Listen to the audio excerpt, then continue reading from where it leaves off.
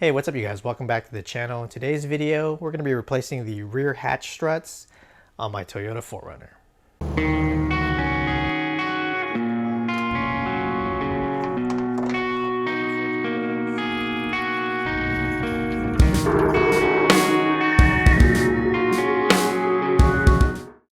So as you can see here, I got my hatch open and it actually doesn't go up on its own anymore. It just basically stops right here, and sometimes when it's cold out and I try to lift this up all the way, it'll actually fall on my head. And this is mainly due to the fact that I have extra weight on here due to this Gobi ladder that I just put on. But even prior to this, when I had the OEM lift struts on here, it would constantly fall and actually not work in the cold. Let's take a look at all the parts and tools we're going to use for this job. In terms of tools, all you're going to need is a small flathead screwdriver to remove the C-clip. It might be helpful to have a hammer so you can knock out the bolt. And you're going to need some needle nose pliers to reinstall the C-clip on the lift strut. And if you have a buddy, it will be helpful so that way they can hold the hatch up while you take off the old lift strut. If you don't have a buddy, then you can also use this piece of wood here that I have, and also this jack. And we're going to use that to hold the hatch up while I take off the lift strut. In terms of parts, we're going to be using the strong arm 4286 lift strut here. And you're going to want to get two of these so that way you can replace both sides. One thing you want to do right off the bat is make sure the part matches the OEM strut here. And you can see here it matches pretty good in terms of length and also when it's compressed. And many folks have had success with this product on Amazon, so I figured I'd give it a try. Let's go ahead and get started with the job. All right, we're down here on the bottom of the lift strut here, and you can see there's a little C-clip right here. You should be able to just pry it out with this little flathead here. And sometimes it needs a little persuasion, but it should be able to just come right out if you just hit it a little bit like that. And there you go. So don't lose this piece, we're gonna be reusing this. Okay, we're at the top now. We're gonna wanna do the same thing, just take this C-clip out.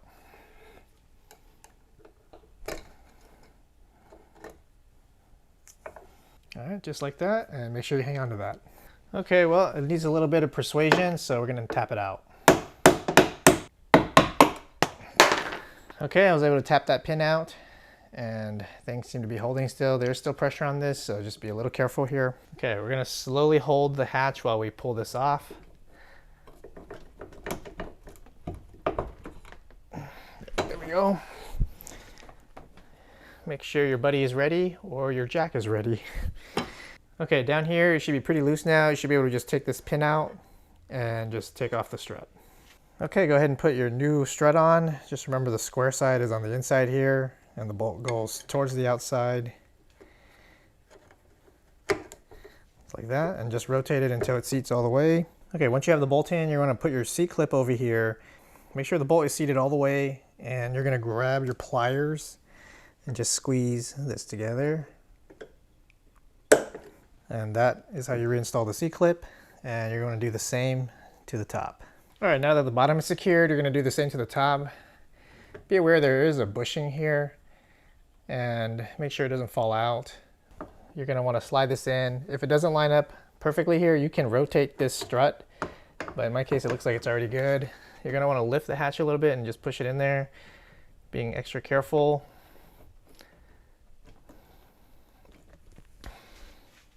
Slide the bolt in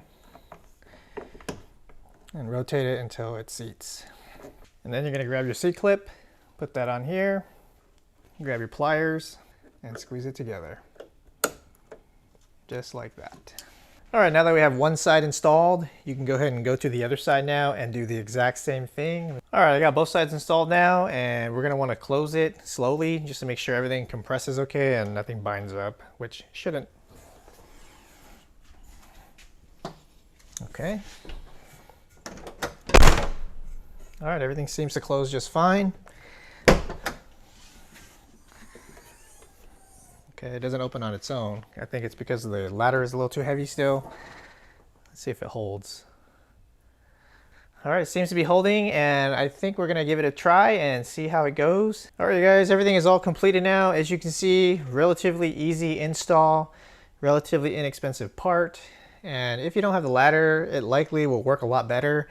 These struts were just made to support the hatch here. And the ladder that I have on there is actually extra weight. And I believe they do sell some aftermarket ones that will support the ladder, but you'll have to probably check with Strong Arm. Maybe I'll email them and leave a part number down below if I can find it.